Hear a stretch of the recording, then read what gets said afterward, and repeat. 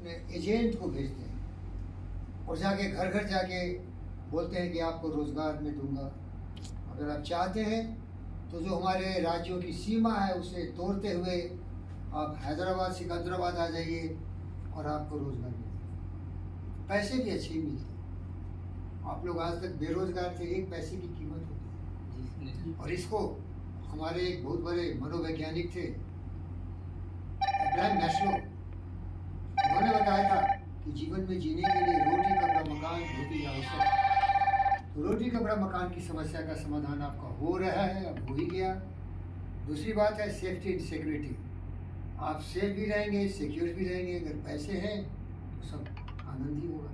इसके बाद आप लोग सारे अविवाहित हैं तो परिवार भी बसा सकते हैं। और बहुत सारे हमारे बच्चे बेटी बेटियां शादी भी कर लेते हैं एक साथ, तो डबल इनकम भी हो जाता है। यहाँ वो भी सुविधा है।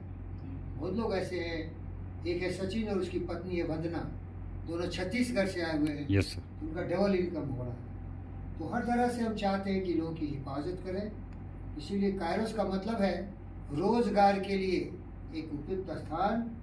लेकिन हम आपसे डिमांड भी करते हैं, हमें एक सच्चा, ईमानदार, वफादार, जिम्मेदार व्यक्ति चाहिए।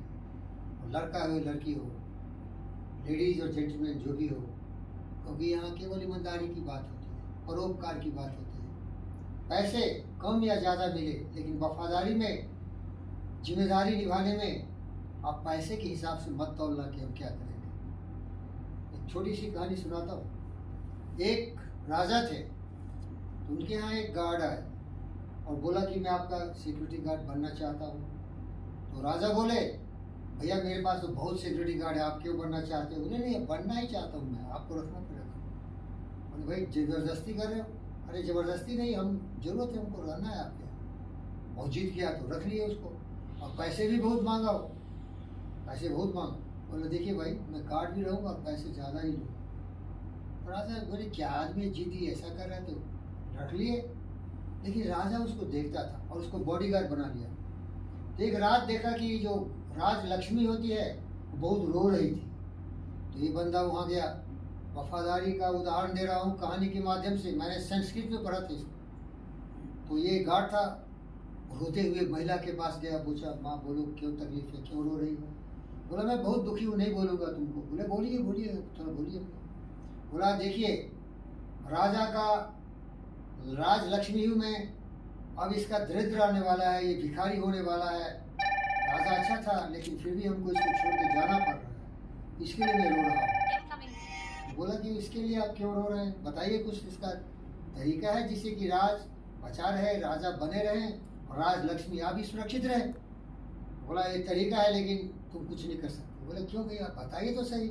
मैंने गारंटी दिया है कि मैं वो करूँगा जो कोई नहीं करेगा, क्योंकि मैं वफादार सिपाही हूँ। बोला देखो तुम्हारे पास कितने बच्चे? बोला हमारे पास 3 बेटे हैं। तो करोगे जो बोलूँगा? बोला हाँ करूँगा। ये सबों को बलि दे दो काली के मंदिर में, तो राज का राज लक्ष्मी बच जाएगा, राजा भी बच जाएगा, टेस्ट हो रहा है। बोले बस छोटी सी बात।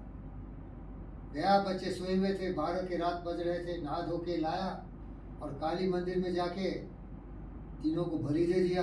तो साक्षात देवी प्रकट हो गई और बोले कमाल के गार्ड हो यार, तुमने राजा की वफादारी के लिए अपने बच्चों का बलि दे दिया।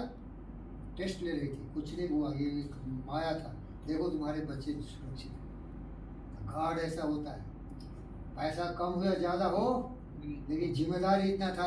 अजीत भाई क्या कहानी है? यस सर, बहुत इंस्पिरेशन। को बचा लिया, राजा को बचा लिया, राजा खुश हो गया, उसको प्रधानमंत्री बना। तो अगर आप ईमानदार रहोगे, वफादार रहोगे, जिम्मेदारी से काम करोगे बेटे, तो सभी आपको पसंद करेंगे। हमारे गुरुदेव मानव रत्न डॉक्टर जी.वी. कृष्ण रेड्डी माननीय आदरणीय के पास गार्ड है, ऐसा ही वफादार गार्ड है। उनमें एक गार्ड का नाम है महेश रेड्डी, ऐसा ही वफादार, जान देके भी उनकी रक्षा करेंगे। दूसरे भी ऐसे हैं। वो प्यारे दोस्तों, आपसे यही निवेदन है कि सबसे बड़ी जो गार्ड की ड्यूटी होती है, वफादारी, जिम्मेदारी, जान माल की रक्षा करना। हम रह न रहें, लेकिन जिस उत्तरदायित्व को हम निभा रहे हैं उसमें अंतिम सांस तक हम अपने सरहदों पर लड़ने वाले फौजी की तरह बलिदान दे के भी देश की रक्षा करेंगे और दूसरों की जान माल की रक्षा करेंगे, जिसका हमने जिम्मेदारी ली है। समझ गए क्या? Thank you.